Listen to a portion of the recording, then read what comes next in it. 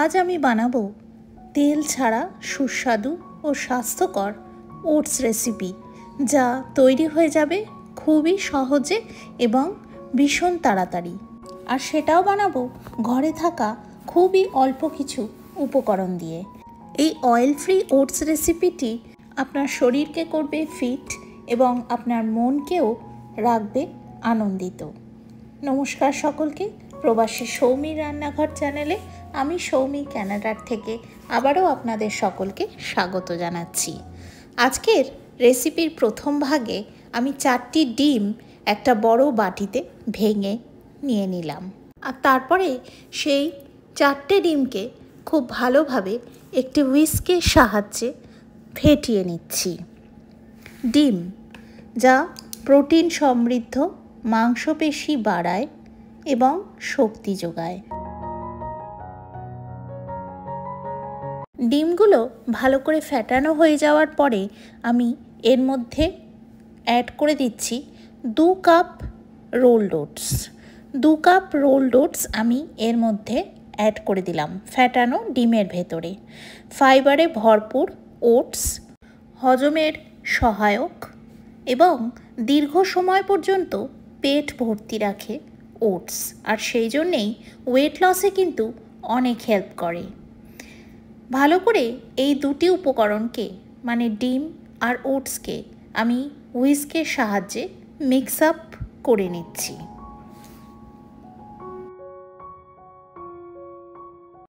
Oats আর ডিমটা mix করে নিয়ে তারপরে 2টো মিডিয়াম সাইজের গাজর আমি গ্রেট করে নিয়ে এই ওটস আর ডিমের মিক্সচারটার মধ্যে ঢেলে দিচ্ছি। গাজর হলো ভিটামিন এ ও অ্যান্টিঅক্সিডেন্টে ভর্তি, যা চোখের স্বাস্থ্যের জন্য দারুণ। আর তারপরে একটা বেশ মিডিয়াম সাইজের পেঁয়াজ আমি ভালো করে চপ করে নিয়ে এর মধ্যে দিয়ে দিলাম, আর তারপরে খুব ভালো করে এই জিনিসগুলিকে মিক্সিং করে নিচ্ছি। পেঁয়াজ শরীরের প্রদাহ কমায় আর ইমিউনিটিও বাড়াতে সাহায্য করে। মিক্সিং হয়ে যাওয়ার পরে এর মধ্যে আমি দিয়ে দিচ্ছি 1 কাপ সমান দুধ। দুধ হাড় ও দাঁতের জন্য ক্যালসিয়াম সরবরাহ করে। এখানে দুধের জায়গায় আপনারা কিন্তু জলেরও ব্যবহার করতে পারেন। 1 কাপ পরিমাণ। তারপরে এই সমস্ত উপকরণগুলিকে আমি খুব ভালো করে মিক্সিং করে নেব একটা হাতার সাহায্যে।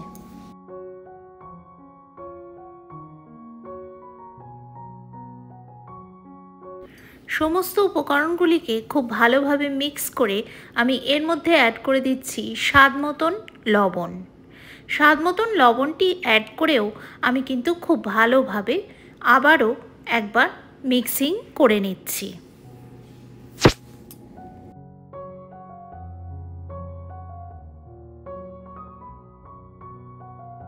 ভালোভাবে মিক্সিং করার পরে আমি এর মধ্যে অ্যাড করে দিচ্ছি 1/2 teaspoon baking powder. 1/2 teaspoon baking powder দিয়ে আবারও আরেকবার সুন্দরভাবে মিশিয়ে নিচ্ছি।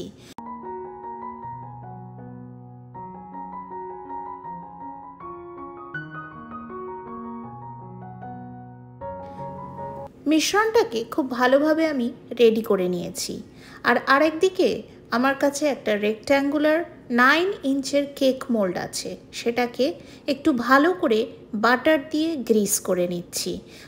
আপনারা নিশ্চয়ই খেয়াল করেছেন যে এই রেসিপিটিতে কিন্তু আমি একদমই কোনো রকম তেল, ঘি বা বাটারের এখনও পর্যন্ত কোনো রকম প্রয়োগ করিনি। এই প্রথমবার আমি কিন্তু খুবই সামান্য 1 চামচ তো দূরের কথা 1/4 টিস্পুন বাটার দিয়ে আমি কিন্তু খুব ভালো করে এই কেক মোল্ডটাকে গ্রিস করে নিচ্ছি। আর কিন্তু আমি একদমই কোনো রকম তেল, ঘি বা বাটারের প্রয়োগ করব না। এবারে যে মিশ্রণটা আমি এতক্ষণ বানিয়ে রাখলাম সেটা একটি হাতার সাহায্যে খুব সুন্দরভাবে আমি এই কেক মোল্ডটার মধ্যে ঢেলে নিচ্ছি।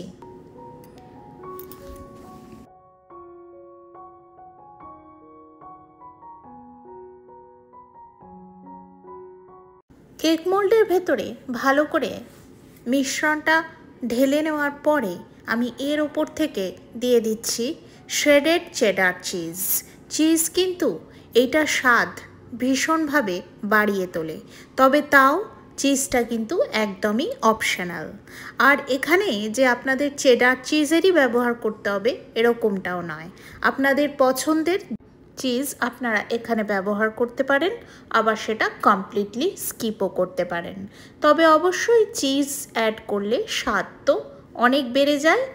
আর শুধু স্বাদই নয়, চিজ কিন্তু প্রোটিন, ক্যালসিয়াম ও ভালো ফ্যাটের খুবই সুন্দর একটি উৎস। তারপরে আমি এর ওপরে অ্যাড করে নিচ্ছি বেশ কিছুটা গোলমরিচের গুঁড়ো। এটাও আপনারা না অ্যাড করতে পারেন, কিন্তু গোলমরিচের গুঁড়ো অবশ্যই অ্যাড করলে খুবই সুন্দর স্বাদ হয় খেতে। আমি গোলমরিচের ঝালটা পার্সোনালি ভীষণই পছন্দ করি। আপনারা যদি এখানে অন্য কোনো রেড চিলি ফ্লেক্স বা অনেক রকমের হার্বস যদি অ্যাড করতে চান তাহলে সেটাও কিন্তু করতে পারেন। তারপরে আমি এই মিশ্রণটিকে একটু হালকা একটু ট্যাপ ট্যাপ করে নিলাম, যাতে কোনো এয়ার বাবলস থাকলে সেটা যাতে রিলিজ হয়ে যায়। আর এরপরে আমি যখন থেকে এই মিশ্রণটা রেডি করছিলাম তখন থেকেই কিন্তু প্রিহিটিং প্রসেস হাই ফ্লেমে স্টার্ট করে দিয়েছিলাম। একটা বড় সাইজের পাত্রে বেকিং পারপাসে আমি যে লবণটা ইউজ করি সেটা পুরোটা ঢেলে তার উপরে একটা স্টিলের র্যাক পেতে কভার করে হাই ফ্লেমে আমি রেখে দিয়েছিলাম 10 মিনিটের জন্য। আর তারপরে যখন ভালো মতন প্রিহিট হয়ে গেল তখন এই মিক্সচারটা আমি এর মধ্যে দিয়ে দিলাম। তারপরে মিডিয়াম ফ্লেমে 20 থেকে 25 মিনিট আমি এই জিনিসটাকে হতে দিলাম। আর তারপরে দেখুন কত সুন্দর একটি টার্ন আউট হলো। যেমন স্বাস্থ্যকর সেরকমই কিন্তু স্বাদেও অপূর্ব খেতে হয়েছিল। আর ডিমোল্ড করা একদমই সোজা ছিল, খুব সহজে কিন্তু ডিমোল্ড করা গেছিল। আপনারা এই ভিডিওটা দেখে অবশ্যই এইটা বাড়িতে ট্রাই করবেন, আমি বলছি একটুও নিরাশ হবেন না। আর খুব সহজে খুব কম সময়ের মধ্যে খুবই অল্প উপকরণ দিয়ে এই রেসিপিটা তৈরি হয়ে যায়। তেল ঝাল মশলা যদি অ্যাভয়েড করতে চান তাহলে অবশ্যই এই রেসিপিটা নিজেদের ডায়েটে মাঝে মধ্যে ইনক্লুড করতে পারেন। আর দেখুন এইভাবে আমি কিন্তু এটা কেটে নিচ্ছি, কিন্তু আপনারা চাইলে অন্যভাবেও কাটতে পারেন, যে কোনো শেপে যে কোনো সাইজে আপনারা কেটে নিতে পারেন। দেখুন কি সুন্দর বেক হয়েছে, মানে ছুরিতে কিন্তু একদমই লেগে নেই। আর যেটুকুনি যা ছুরিতে লেগে আছে সেটা তো ন্যাচারাল, সেটা চিজ লেগে আছে।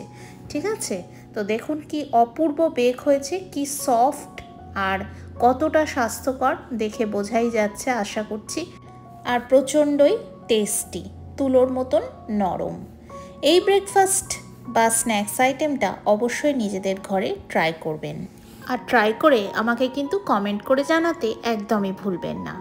খুব ভালো থাকবেন, সুস্থ থাকবেন, সুন্দর থাকবেন, সকলকে নিয়ে ভীষণ আনন্দে থাকবেন। আর সঙ্গে রাখবেন আমার চ্যানেল প্রবাসে সৌমির রান্নাঘর। নতুন বন্ধুরা চ্যানেলটিকে সাবস্ক্রাইব করে পাশে থাকবেন। আর ভিডিও ভালো লাগলে অবশ্যই লাইক দেবেন। Thank you very much for watching.